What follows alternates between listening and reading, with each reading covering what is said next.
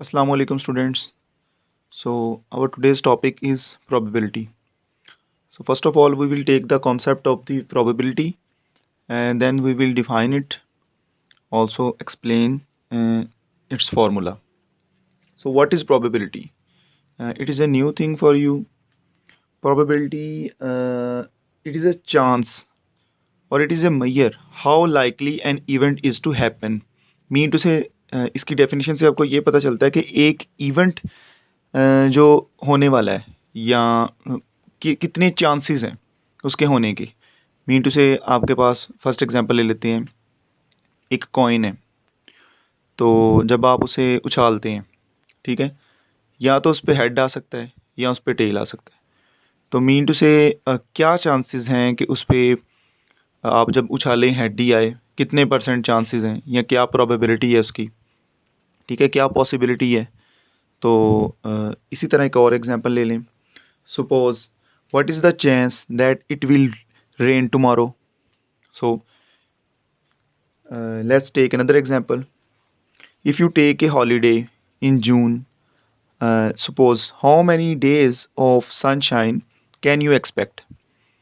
There are number of examples. Suppose you have a dice, यानी इस तरह की कितनी ही एग्जाम्पल हैं जिसमें आपको पॉसिबिलिटी या इवेंट या उसकी चांसेस आप निकालने की कोशिश करते हैं कि क्या चांसेस हैं कि आपका रिक्वायर्ड रिज़ल्ट आए या आपका डिज़ायर्ड रिज़ल्ट आए, ठीक है। तो इसको इस तरह एक्सप्लेन किया गया है कि it is a major of how likely an event is to happen, कि ये इस तरह एक इवेंट की, किसी इवेंट की पैमाइश है कि वो कितने परसेंट वो इवेंट हो सकता है, ठीक है, उसके होने के चांसेस यानी उसकी possibility. So if something that is impossible has a value of zero, अगर आपके पास वो इवेंट नहीं हो सकता, मीन टू से वो इम्पॉसिबल है, उसकी होने की पॉसिबिलिटी जो है वो इम्पॉसिबल में आ जाती है, देन उसकी वैल्यू जो कि प्रोबेबिलिटी की आप कैलकुलेट करेंगे वो होगी zero. And something that is certain has value of one, यानी कि जो कि यकीनी तौर पर होगी, जो कि चांसेस आपने किसी इवेंट के जो गेस किए थे या जो आप सोच रहे हैं अपने डिज़ायर्ड रिजल्ट के लिए, that will B that one, that will contain the value of the one. So the range of the probability is lying from 0 to 1. So there is written the range of the values from 0 to 1 is called the probability scale.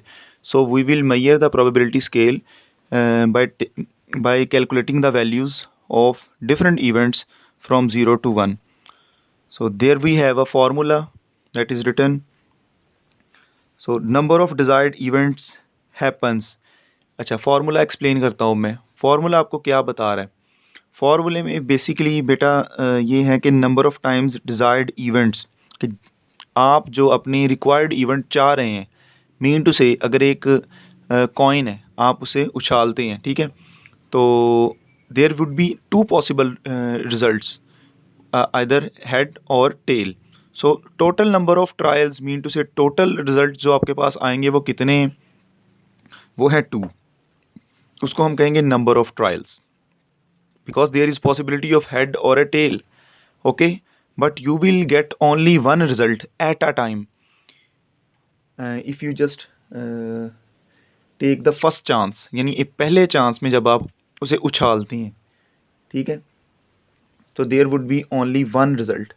So these words certain, even, unlikely are often used for the probability, ठीक है, इसको explain करने के लिए।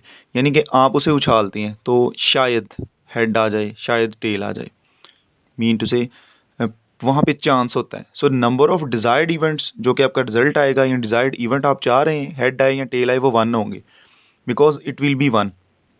But the total trials that is already present in the event, कि head or tell दो वहाँ पे है ना ट्रायल्स, तो नंबर ऑफ़ ट्रायल्स होंगे टू।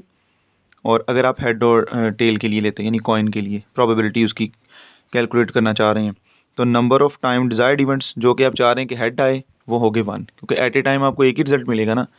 तो टोटल ट्रायल्स टू और number of desired events one. तो ये इसकी आप इस तरह एग्जांपल भी कर सकते हैं, ये फार्मूला है, इसकी मदद से आप इसको कैलकुलेट करेंगे। Okay, now we will take some examples and questions from the exercise to know the complete concept of the probability.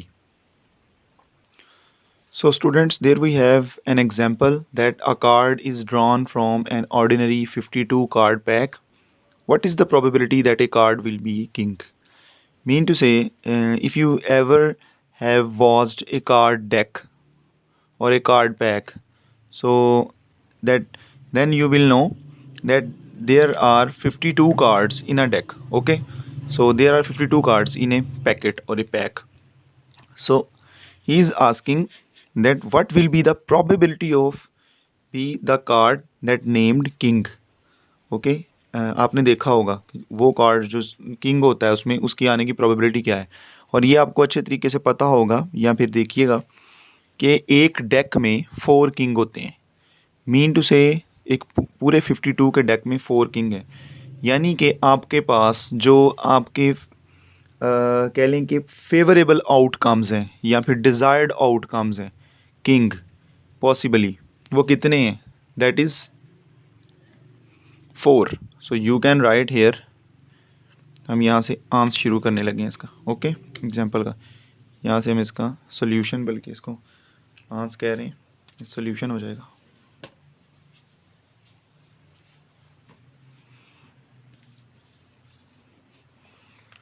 Solution में आप ये लिखेंगे नंबर ऑफ डिज़ायर्ड और पॉसिबल या फेवरेबल कह लें, ठीक है, desired outcomes, that will B 4। यानी कितने हैं होते हैं उसमें किंग? 4 एक पूरी कार्ड डेक में। और टोटल नंबर ऑफ ट्रायल्स कितने हैं? नंबर ऑफ ट्रायल्स यानी कितने कार्ड्स में से पॉसिबिलिटी है कि किंग ही आए, आपका किंग आने की प्रोबेबिलिटी क्या है? तो कार्ड हमारे पास टोटल कितने हैं? 52। जब हम आते हैं फॉर्मूले की तरफ, फॉर्मूला हमने जो पढ़ा है पी ऑफ ए, इवेंट भी लिख सकते हैं इसको, कार्ड भी लिख सकते हैं एज यू विश। तो किंग की बात कर रहे हैं तो यहाँ पर ए की जगह, ए तो जनरल था, अब किंग लिख लें, यानी जिस इवेंट की आप बात कर रहे हैं उसकी आप लिख लें इसमें, ठीक है। Probability of the king is equal to number of desired events या number of desired outcomes, outcomes जो आपका रिजल्ट है जो आप चाह रहे हैं, outcomes divided by number of trials. तो नंबर ऑफ डिजायर्ड आउटकम्स कितने हैं आपके पास? That is 4। Number of trials कितने हैं? That is 52। सो देखें, अगर ये कट होते हैं तो इसको कट कर लें, ठीक है।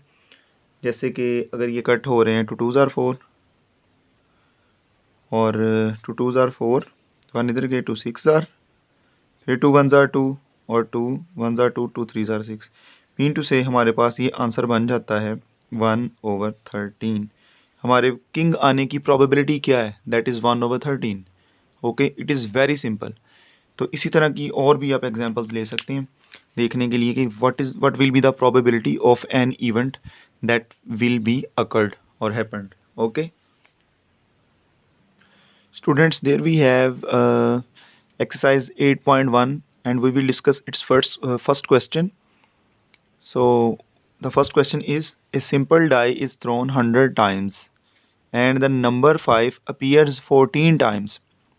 Find the experimental probability of throwing a 5. Mean to say,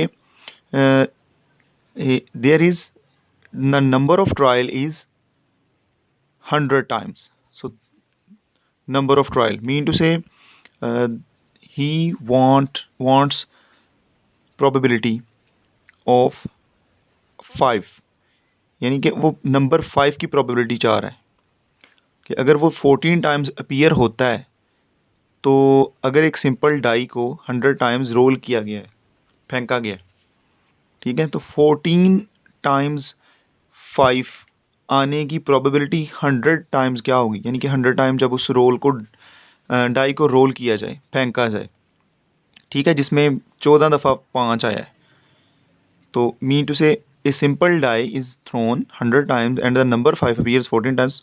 find the experimental probability, कि एक्सपेरिमेंटल प्रोबेबिलिटी उसकी क्या होगी अगर हम अकॉर्डिंग टू फार्मूला करें।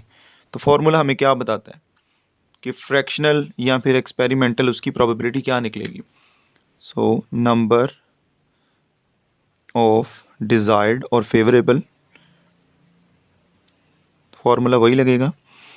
डिज़ायर्ड इवेंट कह लें, डिज़ायर्ड आउटकम कह लें, ठीक है, इवेंट लिख रहा हूँ या outcome, desired event that will B, desired कितना है आपका 5 है ना, वो 14 टाइम्स आया है तो 14 आपका डिज़ायर्ड है।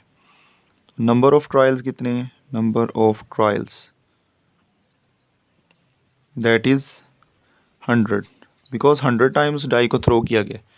सो what will be the formula, P, तो आप लिखेंगे प्रोबेबिलिटी। अब आप प्रोबेबिलिटी किसकी कर रहे हैं, 5 की, 5 देखना चाह रहे हैं कि 5 कितने टाइम्स कितने चांसेस हैं 5 आने के, पॉसिबिलिटी क्या है, formula number of desired events या आउटकम्स जैसा आप लिखें, और divided by number of trials. Okay, number of desired events, what will be the event, desired event 14 because we have assigned there number of trials that is 100। अब देखें अगर cutting हो रही है तो कटिंग कर लें जिस तरह मतलब अब बेहतर समझें, 2 पे हो रही है, 2 7 ज़ार, 2 5 ज़ार, 2 0, मज़ीद कटिंग हो रही है तो कर लें, अगर नहीं हो रही तो आंसर को एज इट इज़ लिख दें। Your answer will be 7/50, it will be the answer. So what will be the probability, the probability is 7/50 of the 5, यानी 5 आने की probability जो है वो 7/50 है। Students, there we have another question of exercise 8.1, question number 2, that is slightly different from the first question, and I have chosen this question to elaborate or to solve for you. And let's see. The diagram shows a spinner that is divided into 8 equal sectors. So it is a spinner that is spin 260 times, यानी 260 मरतबा इसे घुमाया गया है, ठीक है, 260 मरतबा ये घूमा है। अब हमने ये बताना है experimental probability of different numbers, what will be the experimental probability, यानी हमने बताना है कि जो उसने पूछा है कुछ नंबर्स की एक्सपेरिमेंटल प्रोबेबिलिटी क्या होगी। फर्स्ट ऑफ ऑल तो उसने पूछा है नंबर 3 की, फिर उसने पूछा नंबर 5 की प्रोबेबिलिटी क्या होगी, फिर उसने पूछा इसमें आने वाले ऑड नंबर्स की, फिर उसने एट दी एंड यानी डी में आपको ये पूछा है ए फैक्टर ऑफ 8, यानी वो नंबर्स जो 8 के फैक्टर्स हैं उनकी प्रोबेबिलिटी क्या होगी। ठीक है, तो देखते हैं जी, स्टार्ट करते हैं। फर्स्ट ऑफ ऑल आपको ये नंबर और फ्रीक्वेंसी यानी कि उनकी नंबर ऑफ रोटेशंस कह लें, जितनी मरतबा वो आई हैं रोटेट होके। अब देखें 1 33 टाइम्स है, 2 38 टाइम्स है, 3 26 टाइम्स है, 4 35 टाइम्स है, 5 39 times, 6 21 times, 7 33 times and 8 35 times. So the total frequency will be the 260 times that a spin is just rolled about. Okay, first of all you will find the probability of number 3. So what is the desired or favorable outcome that you will take, वो क्या होगा, 3 की जो desired है वो कितने time हुई है 260 में से, वो है 26 टाइम्स, और टोटल नंबर ऑफ़ ट्रायल कितने हैं 260 टाइम्स। तो सिमिलरली फार्मूला वही यूज़ करें, ये डाटा आपके सामने लिखा हुआ है, इसी में से आप ले सकते हैं। ठीक है, तो मैं डायरेक्ट फार्मूला अप्लाई कर रहा हूँ, P(3) की बात कर रहा हूँ मैं, तो P(3) मेरे पास आएगा, डायरेक्ट मैं इसको अप्लाई कर रहा हूँ। नंबर ऑफ़ डिज़ायर्ड कितने हैं आपके पास 26 हैं, तो डिज़ायर्ड के लिए लिखें 26, और टोटल नंबर ऑफ़ ट्रायल कितने हैं अब 260, तो टोटल नंबर ऑफ़ ट्रायल होंगे 260। अब आप इसको करके ना कटिंग करके निकाल सकते हैं वैल्यू, लाइक 26 पे जा रहा है अगर देखा जाए, 26 1 jar and 0 as it is, so it will be written 1/10, that will be the probability of the 3। यानी you have solved the first part. Let's talk about the second part. Second part में वो कह रहा है number 5 की probability क्या होगी। अब देखें कि आपके पास जो डिज़ायर्ड या फेवरेबल कह लें आउटकम है वो कौन सा है, कितना है, नंबर ऑफ डिज़ायर्ड। टोटल तो आपको पता है ना, नंबर ऑफ ट्रायल इतने हैं, आप पीछे फार्मूले में समझ चुके हैं। नंबर ऑफ डिज़ायर्ड कितने हैं, अब 5 के देखने हैं ना, द नंबर ऑफ 5। सो 5 के जो डिज़ायर्ड हैं 39 टाइम्स, वो स्पिन करने के बाद 39 टाइम्स मिलते हैं हमें। तो इसकी प्रोबेबिलिटी क्या होगी 260 टाइम में। तो इसके लिए फिर से फार्मूला अप्लाई कर रहा हूँ, प्रोबेबिलिटी ऑफ दी 5। तो उसके लिए मेरे पास डिज़ायर्ड कितने हैं 39 and what will be the total, यानी कि नंबर ऑफ ट्रायल्स कितने हमने लिए, दैट इज़ 260। जब आप इसकी कटिंग करेंगे, इन्हें डिवाइड करेंगे, तो आप देखेंगे कि इसकी कितनी आती है प्रोबेबिलिटी। ओके, यहाँ से इसकी कटिंग कर लें। 13 पे जा रहा है ये, 13 3 ज़ार, 13 2 ज़ार 26 एंड 0 एज इट इज़ इसके साथ आ जाएगा। ठीक है, you can right it 3/20। So 3/20 will be the probability of the 5. Okay, that is very simple. Now we will find the probability of the C part, that is an odd number. Okay, an odd number. First of all, just observe what are the odd numbers in this spinning roll. या फिर ये जो आपको spinner नज़र आ रहा है, क्या है यहाँ पे ऑड नंबर्स, इसमें है 1 3 5 7। There are 4 odd numbers, 1 3 5 7। So वो उन सब की प्रोबेबिलिटी फाइंड करने की बात कर रहा है, यानी उन सब की ऑड नंबर्स की प्रोबेबिलिटी तब निकालेंगे आप जब उन ऑड नंबर्स की आपको डिज़ायर्ड इवेंट्स का पता होगा, that how many desired events are and there of odd numbers. ठीक है, 1 3 5 7। अच्छा, इन सब के अगर पता करने हों हमने डिज़ायर्ड इवेंट्स, तो कैसे करेंगे, वो करेंगे इनकी जो इंडिविजुअल्स हैं इनको सम कर लें, यानी इंडिविजुअल्स को इकट्ठा करके सम कर लें। 33 है, 26 है, 39 है, 33 है। ठीक है, इन सब को हम क्या कर लेंगे, सम कर लेंगे। आप इसको बेशक सम कर लें, सम करके डायरेक्ट लिखें, फिर जो सी में ऑड नंबर्स की आपके पास आ जाती है, उसमें पहले मैं यहाँ पे उसका फॉर्मूला लिख रहा हूँ। मेरे पास कौन सा इवेंट है अब, ऑड नंबर्स। ठीक है, of an odd numbers, probability of odd numbers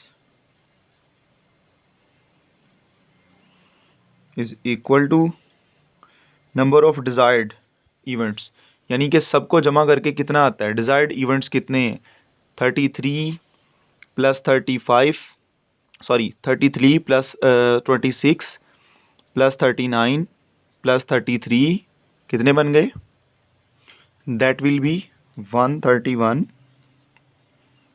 over total number, यानी कि नंबर ऑफ ट्रायल्स टोटल कितने हैं हमारे पास 260। इनको आपने पहले ऐड कर लेना है, नंबर ऑफ डिज़ायर्ड इवेंट्स को, 33 26 39 एंड 33। इन सब को ऐड करने के बाद आपके पास डिज़ायर्ड इवेंट आ जाएगा ऑड नंबर का। ठीक है, उसने सारे ऑड नंबर्स के लिए पूछा है, तो इसलिए आपने इस स्पिनर में आने वाले टोटल ऑड नंबर्स की फ्रीक्वेंसीज़ को ऐड कर लेना है, यानी कि जितने भी हैं उनको ऐड करके वो आपके नंबर ऑफ डिज़ायर्ड इवेंट्स होंगे। फिर उन्हें आपने नंबर ऑफ ट्रायल्स पे डिवाइड कर लेना है, that will be your probability. अगर कटिंग हो रही है तो कटिंग कर दें, नहीं हो रही तो नहीं करें। ठीक है, ये एज इट इज़ आएगा। ठीक है, तो ये आपके सी पार्ट को भी हमने सॉल्व कर लिया। Last part is factor of 8, यानी हमने इसमें से वो नंबर्स लेने हैं जो 8 के फैक्टर्स हैं। अब 8 के फैक्टर्स में हमारे पास 2 आ जाता है, 4 आ जाता है, 8 खुद भी आ जाता है, but don't forget 1 is also a factor of every number. ठीक है, हर एक नंबर 1 पे डिवाइड हो जाता है ईजीली, तो 1 को भी यहाँ पे इंक्लूड करेंगे। तो 8 के फैक्टर्स ले रहे हैं ना हम, 8 2 पे भी डिवाइड हो जाता है, 8 4 पे भी डिवाइड हो जाता है, 1 पे भी हो जाता है ईजीली। तो there would be the total 4 factors 1 2 4 and 8। ठीक है, इनकी फ्रीक्वेंसीज़ को, इनकी डिज़ायर्ड आउटकम्स को आप ऐड कर लें, 33, 38 और 35 and 35. So that would be your desired outcome. Number of trials is 260 times, mean to say 260. So it will easier for you. यहाँ पे इसको ना हम कर लेते हैं, ठीक है, डी पार्ट। तो डी पार्ट में आपके पास प्रोबेबिलिटी क्या है? प्रोबेबिलिटी किसकी फाइंड कर रहे हैं आप? प्रोबेबिलिटी हम यहाँ पे ले रहे हैं फैक्टर ऑफ 8, फैक्टर ऑफ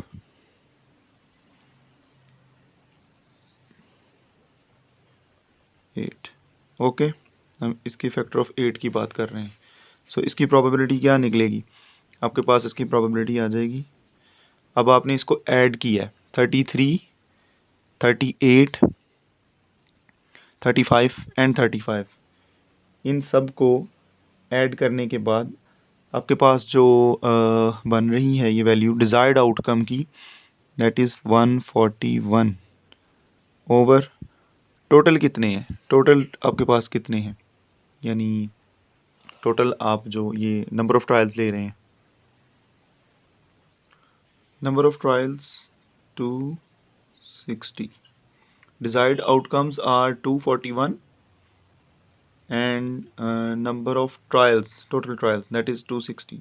अगर ये कट होता है तो इसको कट कर दें किसी नंबर पे, अगर नहीं तो फिर इसी तरह छोड़ दें। ये आपके डी पार्ट का आंसर होगा, ठीक है। It is very easy. इसी तरह आपने बाकी एक्सरसाइज के जो क्वेश्चंस हैं उन्हें सॉल्व करके देखना है कि उसमें क्या मीन टू से किन किन नंबर्स की प्रोबेबिलिटी फाइंड करने का कहा गया है, कौन से इवेंट्स का जिक्र किया गया है, ठीक है, यानी किस तरह के, किस नोयत के क्वेश्चन है वो।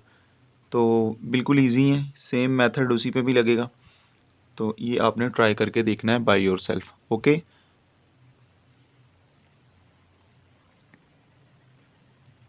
अल्लाह हाफिज़।